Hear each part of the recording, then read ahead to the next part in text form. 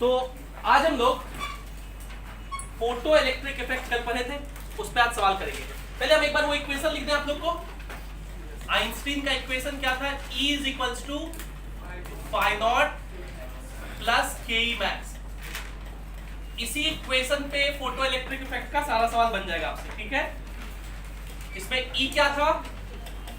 Energy of incident photon. E क्या था? Energy of incident photon. बात है नहीं? E क्या था? Energy of incident photon. और आज मैं जैसा क्वेश्चन कराऊंगा वैसे क्वेश्चन बहुत सारे पूछे गए भी हैं। और ये एनर्जी आप कैसे निकालोगे? H इंटू एफ करके या एच सी बाय लैम्डा करके, अगर वेवलेंथ दिया हुआ है तो। लैम्डा क्या है? Wavelength of incident photon. F क्या है? Frequency of incident photon. या इसी को बताए थे 12400 बाय लैम्डा इन एंगस्ट्रॉम लिखोगे तो एनर्जी किस में आएगा? इलेक्ट्रॉन वोल्ट में आएगा। ये फाई नॉट क्या है? Work function. फाई नॉट क्या है? वैसे का दूसरा नाम क्या बताए थे? Threshold energy. मुझे पता है कि आप लोग पीछे पलट के नहीं देखे होंगे, इसलिए देखो वापस से बता रहे हैं। वर्क फंक्शन या थ्रेशोल्ड एनर्जी। और इसका फॉर्मूला क्या लिखे थे? H F naught. H F naught क्या है? Threshold frequency. जैसी को लिखे थे H C by lambda naught. Lambda naught क्या है? Threshold wavelength. जैसी को लिख सकते हैं 12400 by lambda naught in angstrom. तो किसमें आएगा ये एनर्जी? इलेक्ट्रॉन वोल्ट में आएगा। और के मैक्स क्या था? Maximum kinetic energy. Maximum kinetic energy of photo electron. जो इलेक्ट्रॉन निकला है उसको क्या बोलते हैं? Photo electron. और ये कैसे निकालोगे के मैक्स? तो एक फॉर्मूला होगा half M V max square. V क्या होगा? वेलोसिटी। एम क्या होगा? मास। किसका मास? इलेक्ट्रॉन का। इलेक्ट्रॉन तो निकल रहा है तो एम क्या है? Mass of electron. और मास ऑफ इलेक्ट्रॉन कितना होता है? 9.1 into 10 to the power -31 kg। क्या रख देंगे तो Vmax आ जाएगा। Vmax क्या होगा? Maximum velocity of emitted photo electron. और इसका एक फॉर्मूला और बताए थे, EVS। EVS क्या था? Stopping potential. ये क्या था? Stopping potential. या कहीं कहीं इसको रिटार्डिंग पोटेंशियल भी लिखा रहता है। क्या लिखा रहता है? Retarding potential. तो पिछले क्लास में हम लोग फोटो इलेक्ट्रिक इफेक्ट का थ्योरेटिकल डिस्कशन कर लिए थे। आज हम लोग इस फॉर्मूले पे न्यूमेरिकल करेंगे, इन फॉर्मूलों को। और देखिए बहुत आसान सा न्यूमेरिकल पूछा जाएगा। Putting the formula getting the modern physics ऐसा चैप्टर है भी, है ना। तो चलिए हम लोग शुरू करते हैं क्वेश्चन से। लिखिए एक सवाल। पहला सवाल लिखिए, ultraviolet light of wavelength 2000 angstrom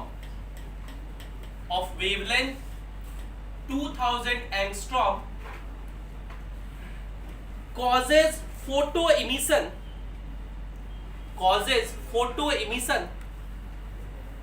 from a surface, full stop. The stopping potential is 2 volt. The stopping potential is 2 volt. The stopping potential is 2 volt. Full stop. First part of the question, find work function in electron volt. First part है find work function in electron volt. और दूसरा part है सवाल का, find maximum speed of photo electrons. Find maximum speed of photo electrons.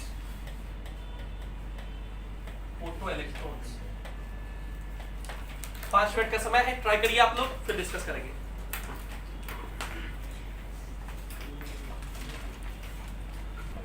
चलिए इसको solve करते हैं। ये तो putting the formula getting the answer है। देखिए आपको क्या दिया है कि वेवलेंथ है, अगर सिर्फ वेवलेंथ है तो कौन सा लोगे, थ्रेशोल्ड के आने वाले का, आने वाले का।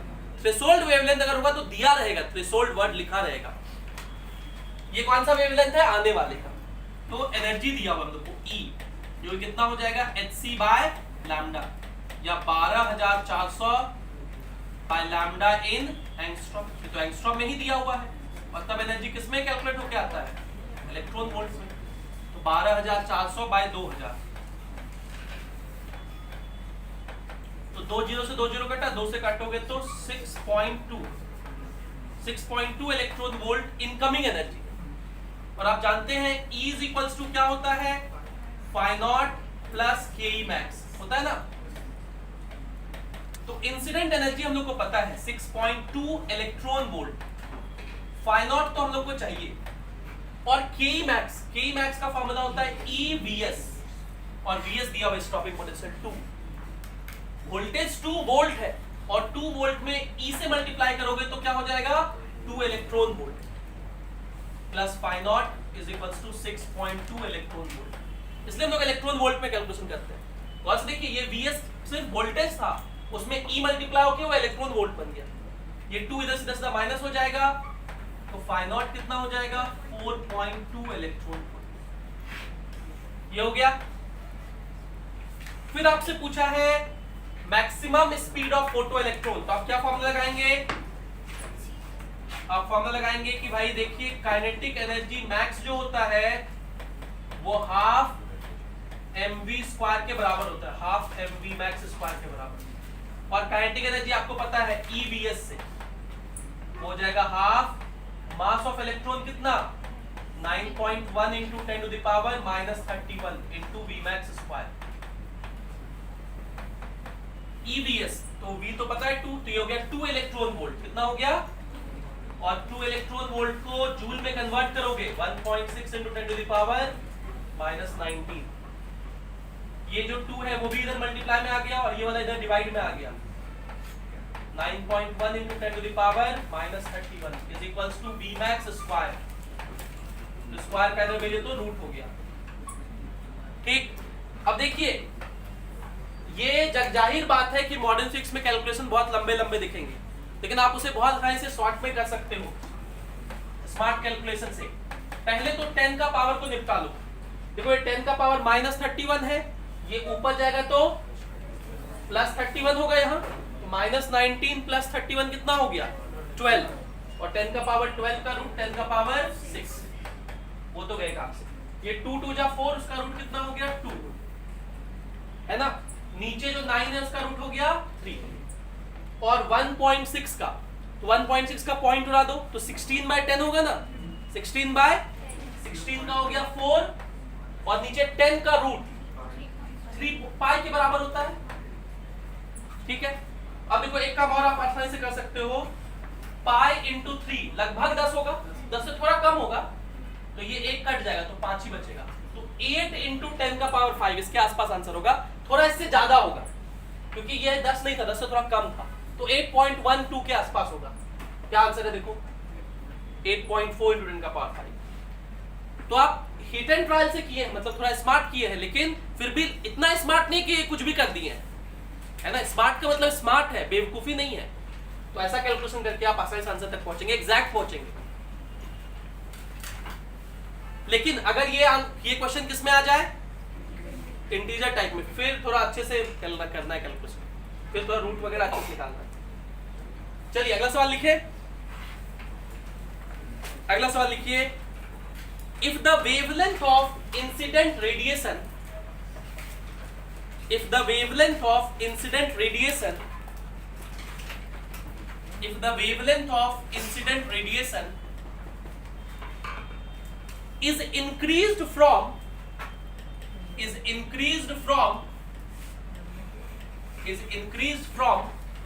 3000 angstrom to 3000 angstrom to 3010 angstrom, 3010 angstrom,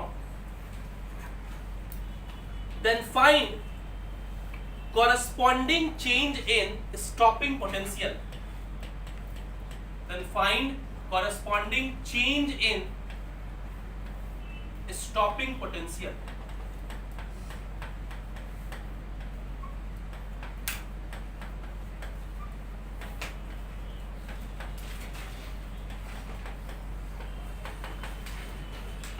निकालिए।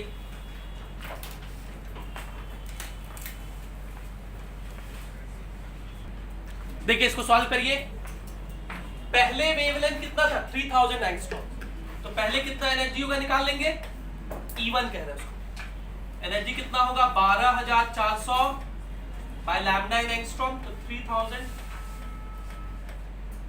2 0 से 2 0 कट गया, 3 से डिवाइड करो तो 3 चौके 12, 3 चौके 12 और फिर एक बार में तो 4.1 इलेक्ट्रॉन वोल्ट E1 हुआ। ये क्या हुआ E1, और इक्वेशन क्या लिखेंगे E1 plus E1 is equals to phi naught plus EV1। Stopping potential को हम लोग V1 लिख लिए, तो ये पहला इक्वेशन बनेगा। फिर दूसरा इक्वेशन क्या बनेगा इसी तरह E2 के लिए, E2 होगा 12400 बाय 3010, तो 1 0 1 0 कटा, 301 में डिवाइड करेंगे तो लगभग 4.0 इलेक्ट्रॉन वोल्ट के आसपास आएगा। ठीक है, 4.0 इलेक्ट्रॉन वोल्ट। सही किया कैलकुलेशन।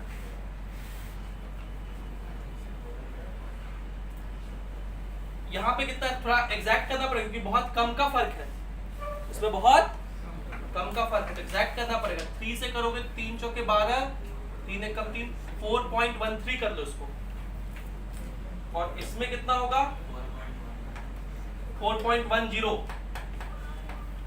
ऐसा 4.10 आ रहा है, 1 करके देख लो, डिवाइड करके देखना सही से। E2 ये हो गया, तो इक्वेशन लिखेंगे E2 is equals to phi naught plus EV2 लिखेंगे ना। अगर माइनस कर दो दोनों को, अगर दोनों को माइनस कर दो तो E1 माइनस E2 कितने के बराबर हो जाएगा, फाई नॉट कटा, E common, V1 minus V2, बोलो E1 माइनस E2 दोनों को माइनस करो कितना होगा 0.03।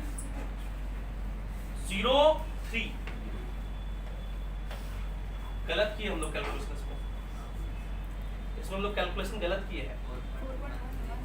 4.133, ये क्या है 133, हाँ, और ये 119, हाँ वो एग्जैक्ट लिखना पड़ेगा 119।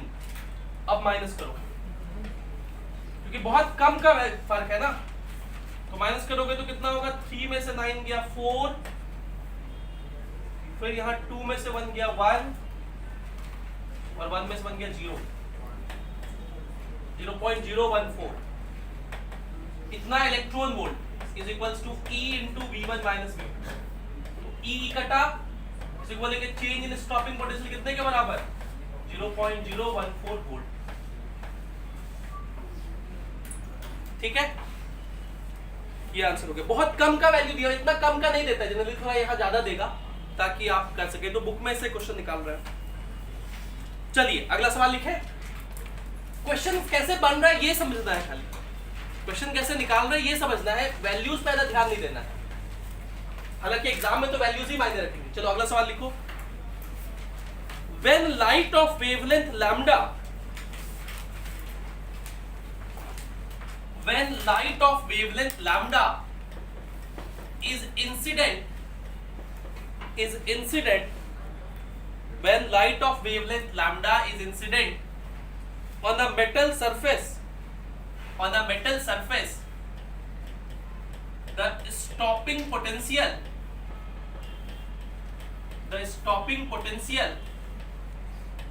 is found to be V naught.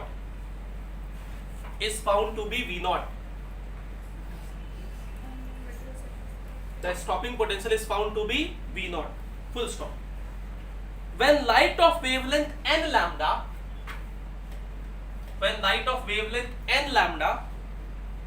is incident on the same metal is incident on the same metal, comma, the stopping potential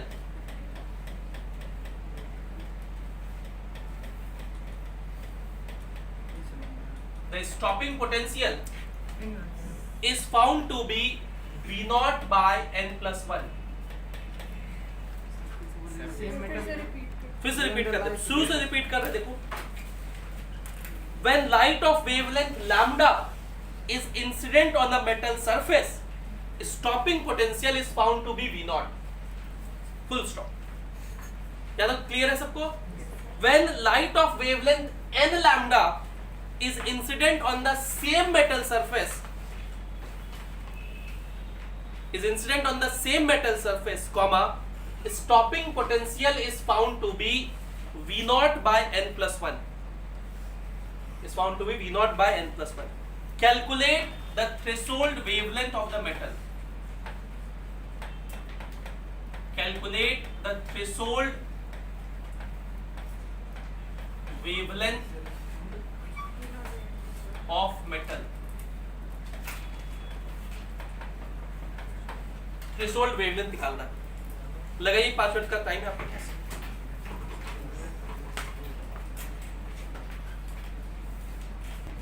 चलिए इसका सॉल्यूशन देखिए. पहले वाले केस के लिए इक्वेशन लिखिए. देखिए पहला केस क्या है, लैम्डा अगर इस एनर्जी आ रहा है, वेवलेंथ आ रहा है, तो स्टॉपिंग पोटेंशियल V नॉट. तो क्या इक्वेशन लिखेंगे, कितना एनर्जी आया, hc by lambda is equals to work function, वो कितना होता है hc बाय लैम्डा नॉट. इस फॉर्म में क्यों लिखे, क्योंकि हम लोग से लैम्डा नॉट पूछा है, threshold wavelength, plus k max जो कि होता है E into stopping potential V not. तो ठीक है, ये पहला इक्वेशन हो गया. अगला इक्वेशन में क्या है कि n लैम्डा अगर आया तो क्या लिखेंगे, hc by n lambda is equals to, ये तो सेम ही रहेगा, वर्क फंक्शन तो सेम मेटल का सेम ही होता है, plus E into stopping potential कितना हो गया है, V naught by n plus 1. ये दूसरा इक्वेशन. इस दोनों इक्वेशन को सॉल्व करके हमें क्या निकालना है, लैम्डा नॉट निकालना है. क्या निकालना है, लैम्डा नॉट. लैम्डा के फॉर्म में, अगर कहीं किसी के फॉर्म में तो लैम्डा के फॉर्म में. तो आप क्या करिए, E V नॉट का वैल्यू यहां से देख करके इसमें पुट कर दीजिए. एक लाइन की बात है. तो E V नॉट का वैल्यू को पुट कर रहे हैं, तो ये hc by n lambda is equals to hc by lambda naught plus E V naught का वैल्यू क्या लिखेंगे, hc by lambda minus hc by lambda naught into 1 by n plus 1. यही लिखेंगे ना. अगले स्टेप में देखो, अगले स्टेप में इसको सॉल्व कर दीजिए. hc सबसे पहले सब जगह उड़ा दो, hc सब जगह से उड़ा दो, उड़ गया. अब सॉल्व कर दीजिए. यहां क्या बचा, 1 by n lambda is equals to 1 by lambda naught. ये मल्टीप्लाई होगा तो 1 by n plus 1 into lambda minus 1 by n plus 1 into lambda. ये ना, कुछ कैलकुलेशन एरर कहीं देना है. ठीक. अब ये लैम्डा वाले एक साइड भेज दो, इसको इधर भेज दो. तो 1 by n lambda minus 1 by n plus 1 into lambda is equals to 1 by lambda naught minus 1 by n plus 1 lambda. अब LCM ले लीजिए, तो n into n plus 1 into lambda, ये हो गया LCM. इससे डिवाइड करोगे n lambda से तो n plus 1 बचेगा, माइनस n plus 1 lambda से डिवाइड करोगे तो n बचेगा. इधर LCM ले लो, lambda naught into n plus 1, lambda naught से डिवाइड करोगे तो n प्लस 1 बचेगा, n प्लस 1 लैम्डा नॉट से डिवाइड करोगे कुछ भी नहीं बचेगा, 1 बचेगा. तो अब एक बार और काट पीट कर लो. ये n से ये n चला गया, ये 1 से ये 1 चला गया, ये n प्लस 1 से ये n प्लस 1 भी चला गया. हम लोग को निकालना है लैम्डा नॉट. तो लैम्डा नॉट को इधर भेज दो, इधर खाली 1 बचा है, तो lambda naught is equals to, इधर n लैम्डा बचा है, इधर भेजेंगे, इधर ऑलरेडी एक n है, तो n square lambda naught is equals to n square lambda. Easy peasy Japanesey. चलिए अगला सवाल लिखिए. अगला सवाल लिखिए, a photosensitive metallic plate, a photosensitive metallic plate has work function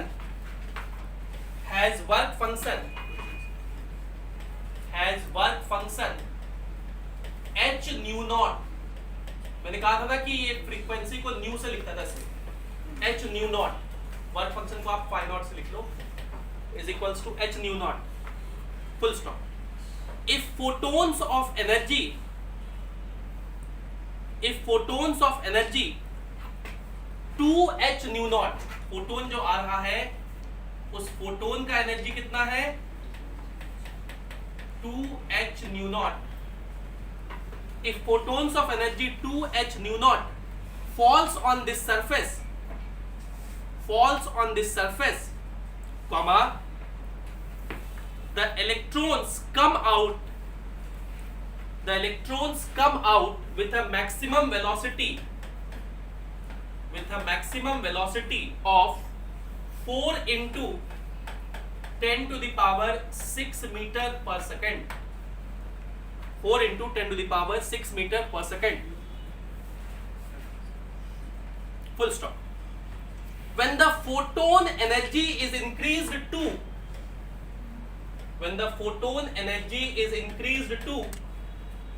5h nu naught, increased to है, increased to का मतलब फाइनली इतना हो गया। अगर लिखता है increased by तो 7 हो जाता है, 2 + 5 7 हो जाता है, ध्यान रखना। increased to लिखा हुआ, increased to 5h nu naught, comma, the maximum velocity of photoelectrons will be, तो बताना है Vmax कितना होगा, and your options are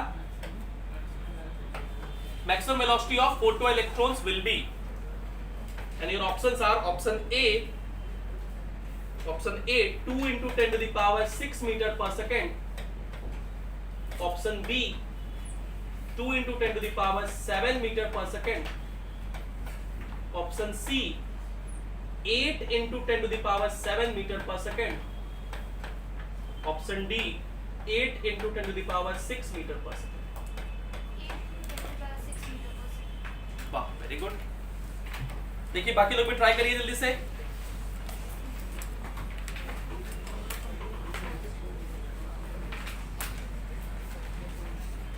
चलिए, ये तो बहुत आसान सवाल था।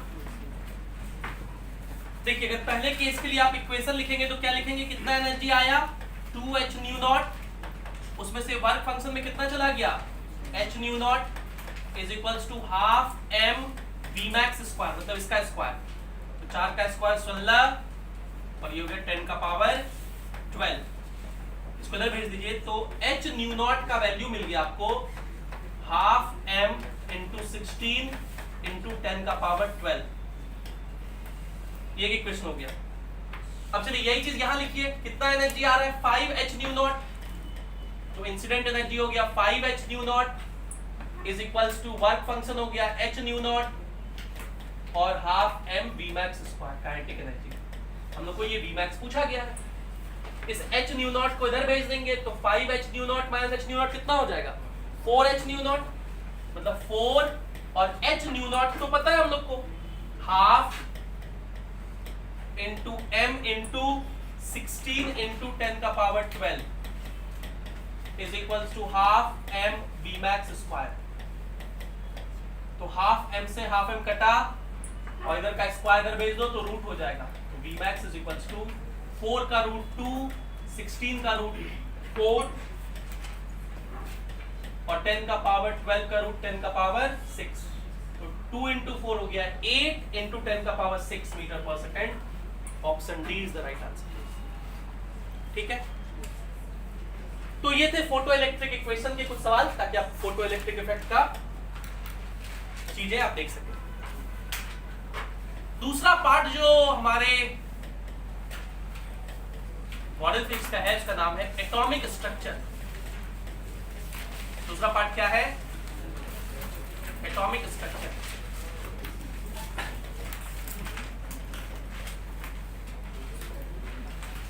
आपको पता है एटॉमिक स्ट्रक्चर में अगर मैं थोड़ा सा हिस्टोरिकल बैकग्राउंड दूं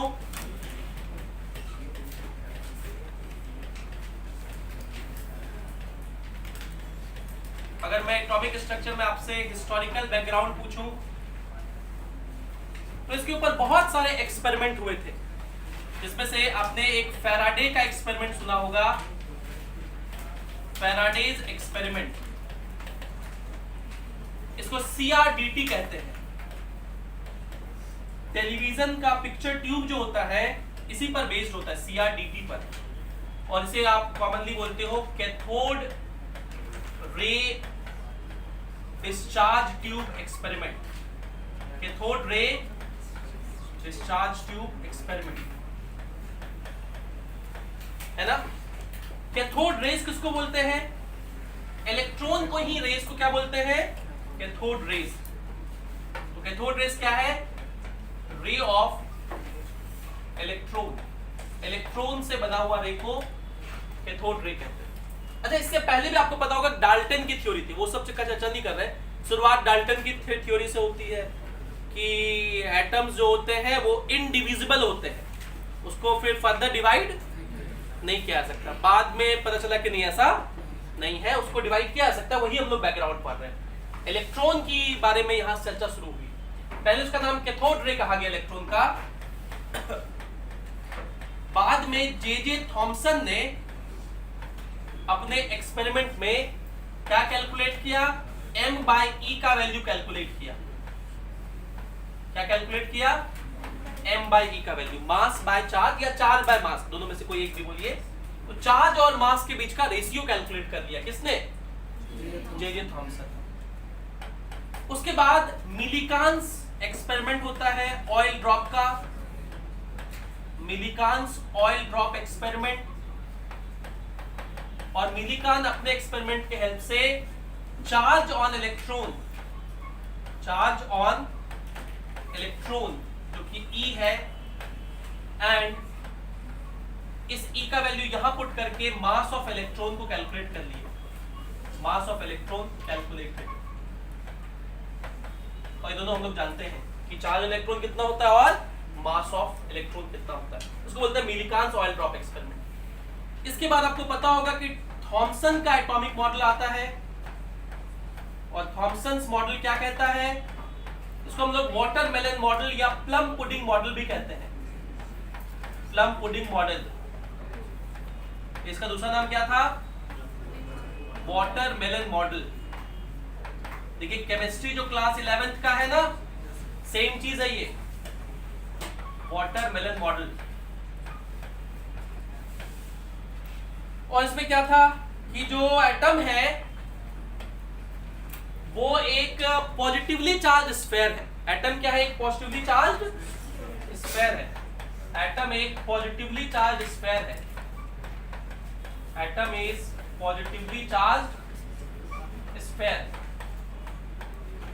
और इसमें इलेक्ट्रॉन्स डिस्ट्रीब्यूटेड है बिल्कुल वैसे ही जैसे कि किसी खीर में किशमिश डिस्ट्रीब्यूटेड होता है, या किसी वाटरमेलन में, तरबूज में उसकी बीजें डिस्ट्रीब्यूटेड होती है, सो दैट कि चार्ज, नेट चार्ज क्या रहे? बैलेंस रहे। लेकिन ऐसा नहीं सही है, प्रोटॉन्स तो कंसंट्रेटेड होता है, इलेक्ट्रॉन्स घूमता है। तो आगे चल के थॉमसन का मॉडल को डिस्कार्ड कर दिया गया। फिर उसके बाद आपने रदरफोर्ड का मॉडल सुना होगा जो बहुत फेमस है, और हम लोग का आज का चर्चा यहीं से शुरू होता है, रदरफोर्ड्स मॉडल से।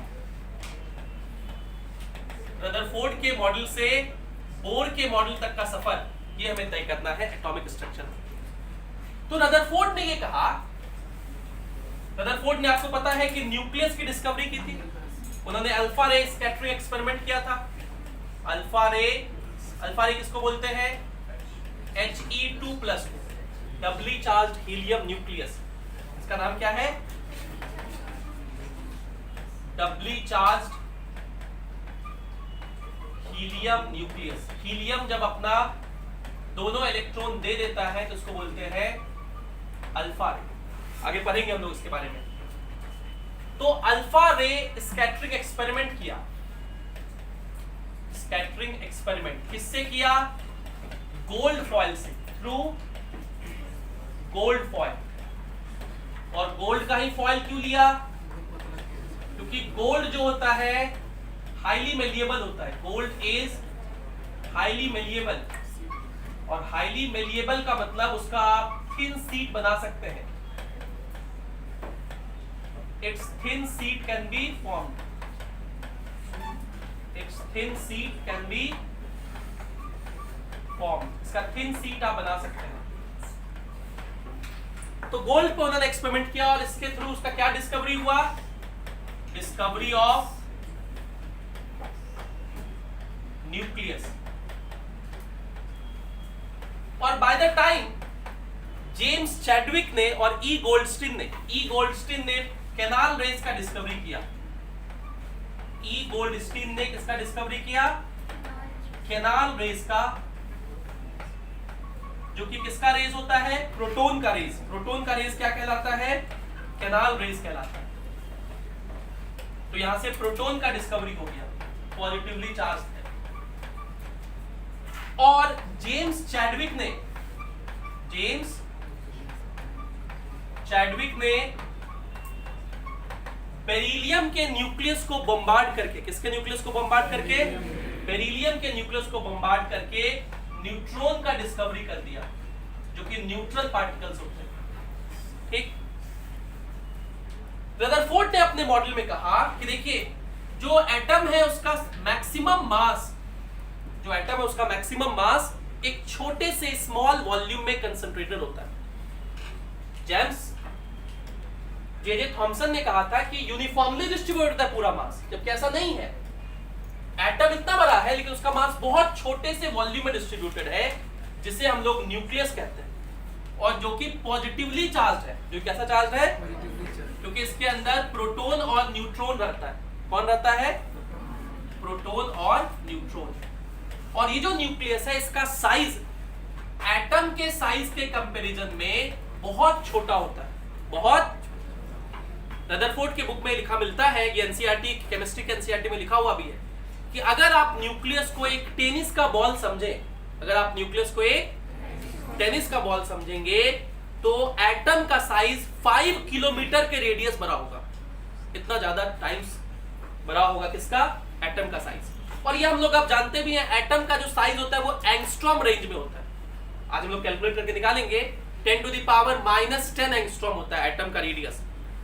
और न्यूक्लियस का रेंज अगले क्लास में पढ़ेंगे तो वो फर्मी रेंज में होता है, 10⁻⁻15 मीटर,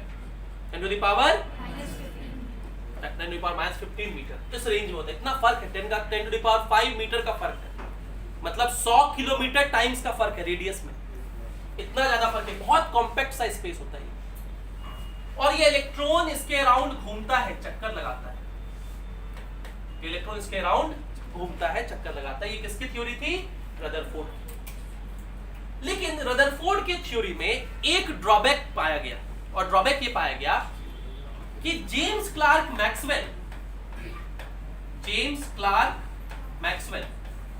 मैक्सवेल ने इलेक्ट्रोमैग्नेटिक वेव की का पोस्टुलेट दिया था, जिसको हम लोग इलेक्ट्रोमैग्नेटिक वेव थ्योरी कहते हैं। और उन्होंने लिखा था अपने थ्योरी में कि आप इलेक्ट्रोमैग्नेटिक वेव को जनरेट कर सकते हैं, कैन बी जनरेटेड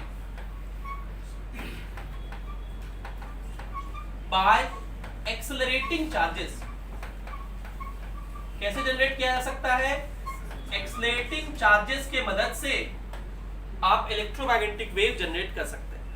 अब फिजिक्स का ज्ञान हमें क्या कहता है, अगर इलेक्ट्रॉन यहां घूम रहा है, यहां से यहां आया, बेशक इसका स्पीड कांस्टेंट है, इसके स्पीड में कोई परिवर्तन नहीं हुआ है, लेकिन इसके वेलोसिटी में परिवर्तन तो हुआ है, इसका डायरेक्शन बदल गया। और आप सब लोग जानते हैं कि जब कोई पार्टिकल सर्कुलर मोशन करता है तो उसका वेलोसिटी बदल गया, क्योंकि इसका वेलोसिटी यहां पे ऐसे था और यहां वेलोसिटी ऐसे था, बोलो। और वेलोसिटी का बदलने का मतलब है कि यहां एक एक्सेलरेशन है, वेलोसिटी बदलना मतलब एक्सेलरेशन, मतलब जब ये इलेक्ट्रॉन घूम रहा है तो ये एक्सेलरेट तो कर रहा है। अगर एक्सेलरेट कर रहा है तो ये एनर्जी लॉस करेगा according to electromagnetic wave theory, क्योंकि इलेक्ट्रोमैग्नेटिक वेव क्रिएट होंगे। इलेक्ट्रोमैग्नेटिक वेव क्या एनर्जी है, लाइट है, तो एनर्जी लेके चला जाएगा।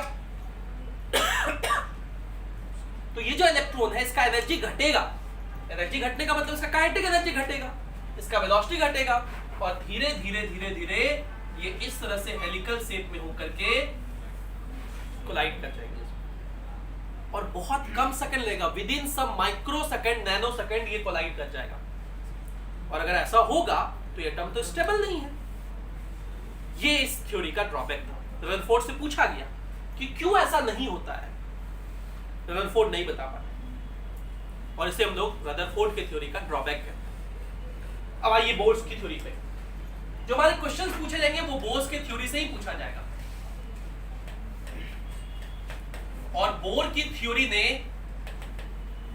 ना ही सिर्फ एटम की इस गुत्थी को सुलझाया, मैक्सवेल की रदरफोर्ड के ड्रॉबैक को समझाया, बल्कि फिजिक्स का एक नया ब्रांच खोल दिया। और इस ब्रांच का मतलब नींव तो आइंस्टीन रख ही चुके थे, बहुत सारी चर्चाएं एक साथ हो ही चुकी थी।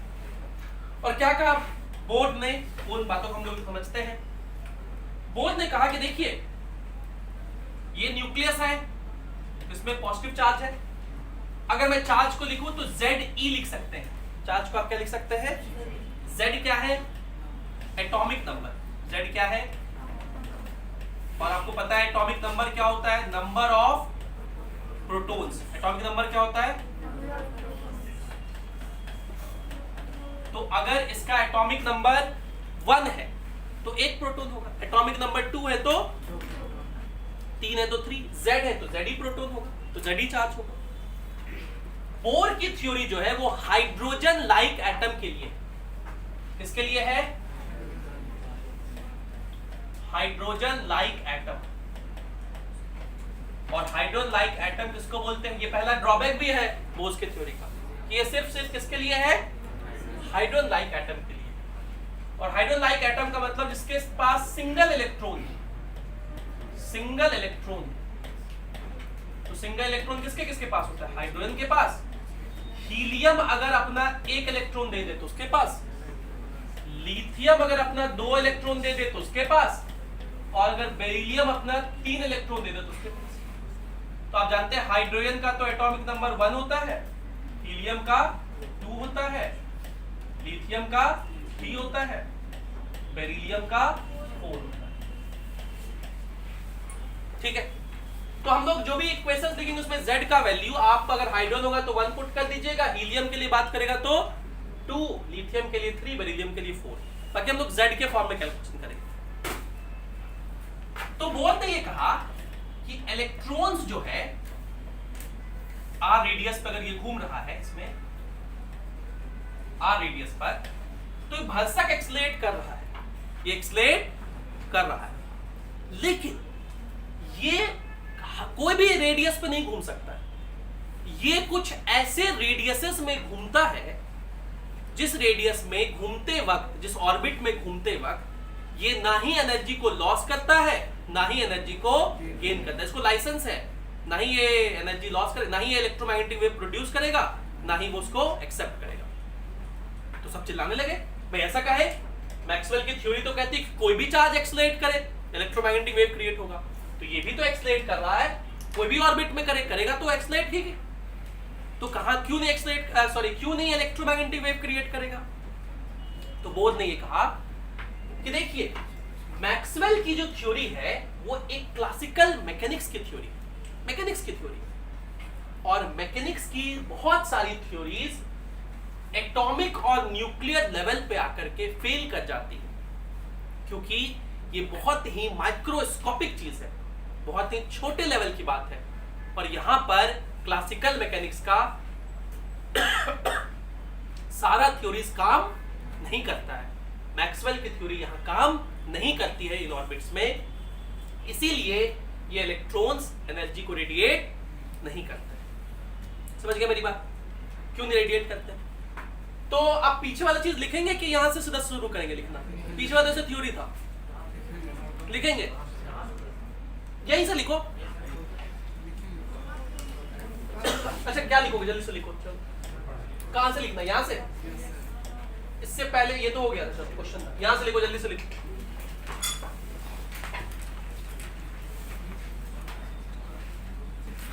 हाँ, पहले हेडिंग डालिए बोर्स थ्योरी, और उसमें हम लोग को पोस्टुलेट लिखना है।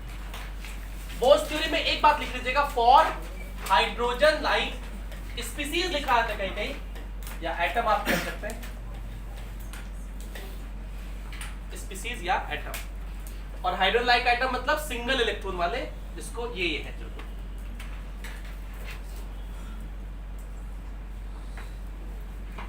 तो बोर ने कुछ पोस्टुलेट्स दिए, बोर ने क्या दिए, कुछ पोस्टुलेट्स दिए। और पोस्टुलेट का मतलब क्या होता है, एजम्पशंस। पोस्टुलेट का मतलब क्या होता है, एजम्पशंस। तो बोर की थ्योरी इन एजम्पशंस पे बेस्ड है, और हम लोग लगभग इसको सही मानते हैं, लगभग सही मानते हैं, पूरा नहीं, लगभग सही मानते हैं। और यही कैलकुलेशंस, इसके जो फॉर्मूले हमारे से एग्जाम में पूछे जाएंगे। तो लिखिए बोर का थ्योरी। तो इसके थ्योरी का पहला पोस्टुलेट लिखिए, postulate number A. Postulate number A, 3 postulate है, फर्स्ट सेकंड ए नहीं, आप इसको 1 लिख लीजिए, फर्स्ट पोस्टुलेट करके, फर्स्ट पोस्टुलेट। देखिए बोर ने पहला पोस्टुलेट दिया कि इलेक्ट्रॉन्स जो है जिस पाथ पे चलता है, सर्कुलर पाथ है, उसे हम ऑर्बिट्स कहेंगे। उसे क्या कहेंगे, ऑर्बिट्स कहेंगे। ये पहले भी नाम आ चुका था, उसका नाम उसने एनर्जी लेवल कहा। क्या कहा, और कहा कि इस एनर्जी लेवल को हम लोग स्टेशनरी ऑर्बिट्स कहेंगे। ये कोई आम ऑर्बिट नहीं है, ये कैसा ऑर्बिट है, स्टेशनरी ऑर्बिट है, जिसमें जब इलेक्ट्रॉन चल रहा है तो उसके पास लाइसेंस है कि वो चलते वक्त कोई इलेक्ट्रोमैग्नेटिक वेव नहीं रिलीज करेगा। इलेक्ट्रॉन किसी भी पाथ पे नहीं चलेगा, कुछ फिक्स्ड ऑर्बिट्स होंगे जिनका नाम है स्टेशनरी ऑर्बिट, जिसको आप एनर्जी लेवल्स भी कहेंगे। उन पे ही चल सकता है, घूम सकता है, और इनमें घूमते वक्त वो ना ही कोई एनर्जी को लॉस करेगा, ना ही कोई एनर्जी को, मतलब इलेक्ट्रॉन का रेडियस कुछ भी नहीं हो सकता है, एटम का रेडियस कुछ भी नहीं हो सकता है। There are fixed certain integral multiples, वही हो सकता है, तो वो हम लोग देखेंगे, सर्टेन नंबर्स हैं, और इसी को बोलते हैं क्वांटम फिजिक्स। क्वांटम फिजिक्स में क्या होता है, कुछ भी नहीं हो सकता है, कॉन्टिन्यूअस चीज नहीं हो सकता, सर्टेन थिंग्स हो सकते हैं। और एक्चुअली शुरुआत इसकी बाल्मर से हुई थी, हम लोग पढ़ेंगे बाल्मर सीरीज। बाल्मर ने इसके बारे में देखा, हाइड्रोजन के बारे में खूब स्टडी किया था, और वो फिजिक्स के प्रोफेसर थे, सॉरी मैथ्स के टीचर थे एक स्कूल में, और फिर उन्होंने बहुत सारा चीज स्टडी करके क्वांटम फिजिक्स में बहुत कंट्रीब्यूट किया बाल्मर ने। एनीवे, हम लोग पहला पोस्टुलेट लिखते हैं, लिखिए पहला पोस्टुलेट, पहला पोस्टुलेट लिखिए,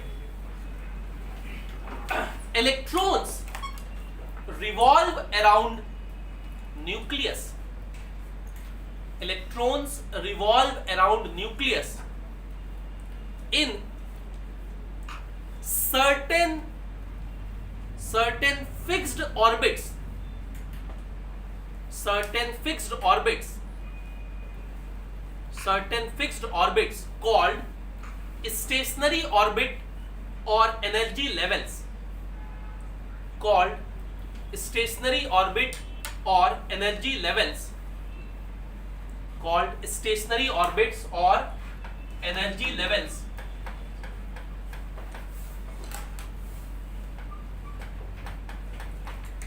And while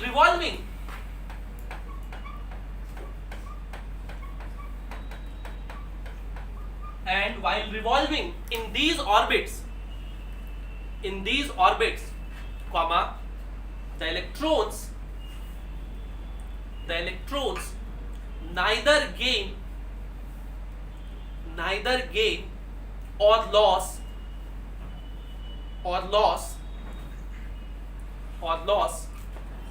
any energy.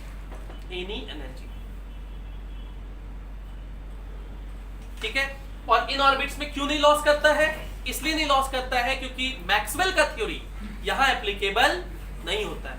Classical mechanics के बहुत सारे लॉज क्वांटम लेवल पे जाकर के फेल कर जाते हैं। तो आप वहां पे नोट करके लिख लीजिए, ये पोस्टुलेट नहीं है लेकिन उसका हम लोग नोट लिख रहे हैं, उसमें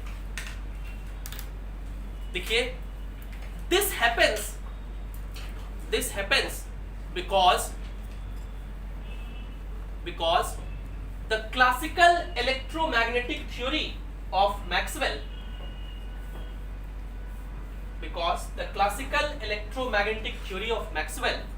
is not applicable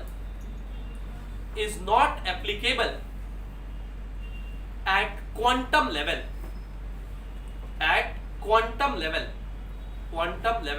ब्रैकेट में atomic and nuclear level, atomic and nuclear level, atomic and nuclear level. ठीक है, दूसरा पोस्टुलेट, बोर ने अपने दूसरे पोस्टुलेट में कहा कि जब ये इलेक्ट्रॉन्स रिवॉल्व करते हैं तो इनका जो एंगुलर मोमेंटम होता है, इन इलेक्ट्रॉन्स का क्या, एंगुलर मोमेंटम। तो पहले तो आपको एंगुलर मोमेंटम समझना होगा क्या होता है। L से लिखते हैं, अगर इस इलेक्ट्रॉन का मास m है और इसका स्पीड v है तो आप मोमेंटम जानते हैं mv होता है। मोमेंटम क्या होता है, अगर रेडियस से मल्टीप्लाई कर दो तो बन जाता है एंगुलर मोमेंटम। क्या बन जाता है, तो बोर ने कहा कि ये जो एंगुलर मोमेंटम होता है इलेक्ट्रॉन्स का इन ऑर्बिट्स में, ये स्टेशनरी ऑर्बिट का खूबी बताया, ये स्टेशनरी ऑर्बिट ऐसे ऑर्बिट्स हैं जिनमें जो एंगुलर मोमेंटम है वो कुछ भी नहीं होता, वो h/2π का इंटीग्रल मल्टीपल होता है n। और ये n क्या है, यही वो ऑर्बिट है, ऑर्बिट का संख्या है। अगर पहला ऑर्बिट है तो n को 1 कहेंगे, दूसरा ऑर्बिट है तो n को 2 कहेंगे। तो n क्या है, ऑर्बिट नंबर, ऑर्बिट। और आगे चल के इसको प्रिंसिपल क्वांटम नंबर नाम दिया गया। क्या नाम दिया गया, प्रिंसिपल क्वांटम नंबर।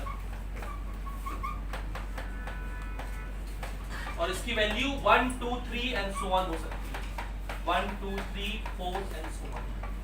पहले ऑर्बिट के लिए 1 कहेंगे, दूसरे ऑर्बिट के लिए 2 कहेंगे, तीसरे ऑर्बिट के लिए 3 कहेंगे। क्या बात समझ में आया कि जो इलेक्ट्रॉन्स उनका एंगुलर मोमेंटम कितना होता है, nh/2π होता है। देखिए कई बार बुक में ये जो h/2π है ना, इसको इस तरह से h क्रॉस लिखा हुआ मिलेगा। h/2π को h क्रॉस कहते हैं, ठीक है। तो कहीं अगर ये ऐसा लिखा हुआ मिल जाए, L = h cross nh cross n h cross. और ध्यान रखिएगा n कैसे लिखे हैं, h कैसे लिखे, दोनों में ध्यान रखिएगा, एक ही जैसा नहीं दोनों। n में ये छोटा है तो खींचा हुआ, h में जरा लंबा है, n और h में ध्यान रखिएगा। तो कहीं कहीं L = n cross, n × h cross भी लिखा है, ठीक। तो ये दूसरा पोस्टुलेट लिखिए, और दूसरा पोस्टुलेट का हेडिंग है बोस सेकंड पोस्टुलेट। इसको हम लोग बोलते हैं Bose second postulate of quantization of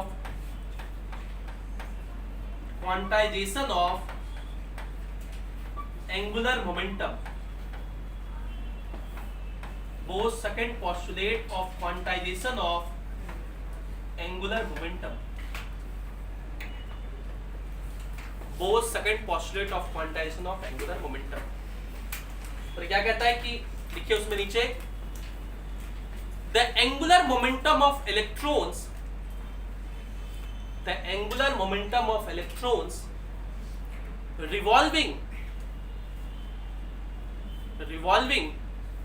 in stationary orbits,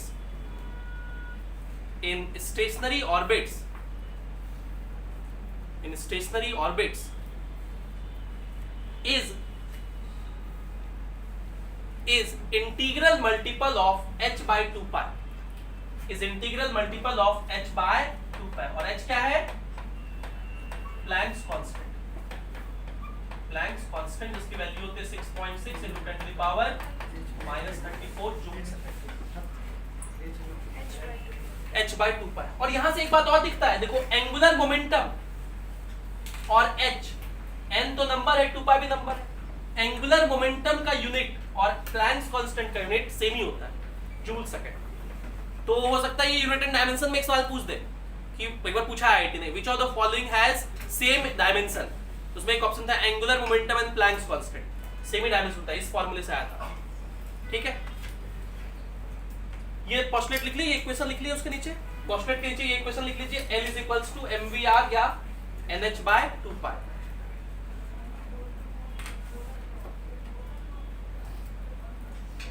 और h/2π को h क्रॉस भी लिखा रहता है।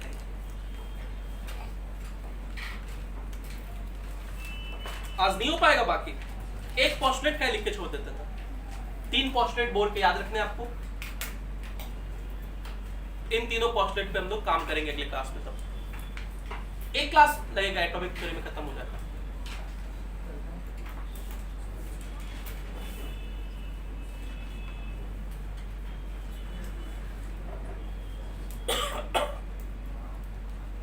ठीक है, याद समझ गए? तो 1 लाख आखिरी पोस्टलेट लिख लो, थर्ड पोस्टलेट।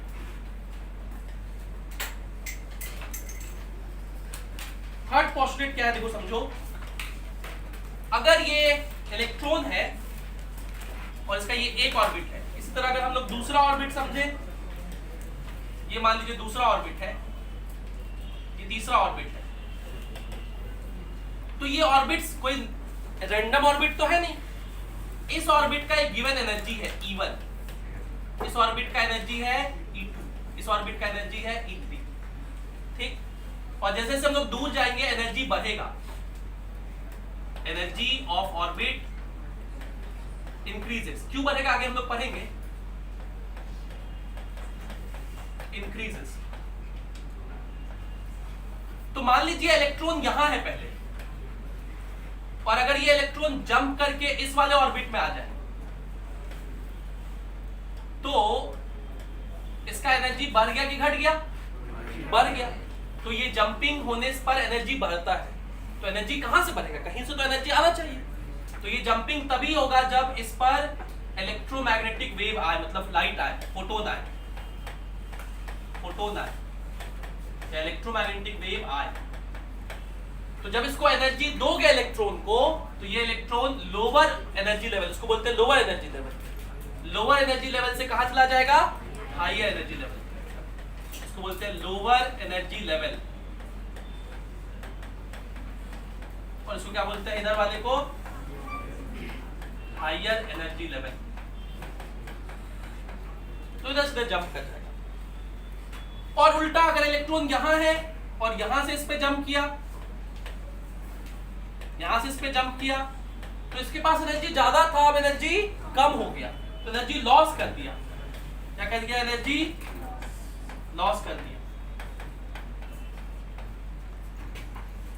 ये तो कुछ लोग ऐसे समझाते हैं कि देख लिए ये जो इलेक्ट्रॉन है, न्यूक्लियस उसकी गर्लफ्रेंड है, और जब भी ये इलेक्ट्रॉन अपनी गर्लफ्रेंड से दूर जाएगा तो उसका पैसा बचा रहेगा, ठीक है, एनर्जी सेव होगा, उसका एनर्जी बढ़ेगा, है ना? तो बढ़ गया।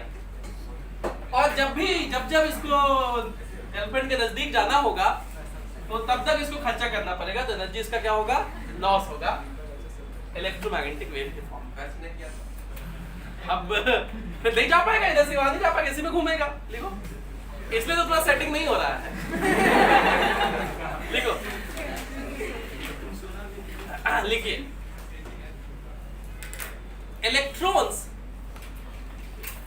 electrons release electromagnetic wave.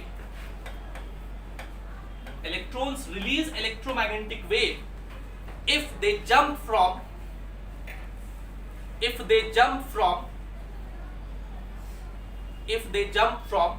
higher energy level to lower energy level, higher energy level to lower energy level,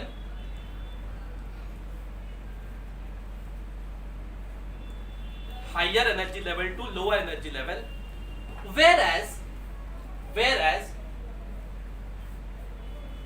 they jump from lower energy level to higher energy level, they jump from lower energy level to higher energy level when photon of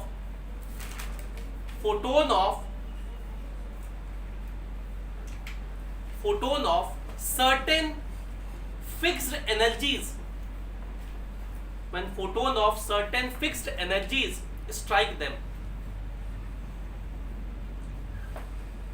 when photon of certain fixed energies strike them।